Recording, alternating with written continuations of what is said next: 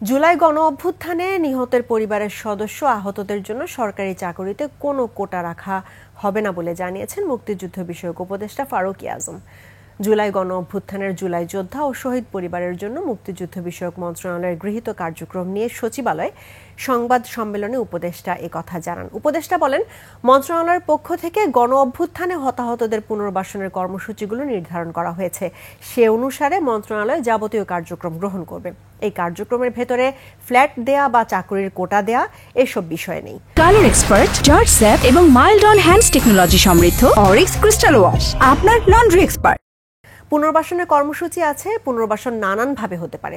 জুলাই যোদ্ধাদের সরকারি অনুদানের পরিমাণ মুক্তিযোদ্ধাদের সমান করে তাদের মুক্তিযোদ্ধাদের সমকক্ষ করা হচ্ছে কিনা এমন প্রশ্নের জবাবে তিনি বলেন, মুক্তিযোদ্ধাদের প্রসঙ্গে এখানে না আসা উচিত। মুক্তিযোদ্ধারা মহান, তাদের অবদান অনস্বীকার্য।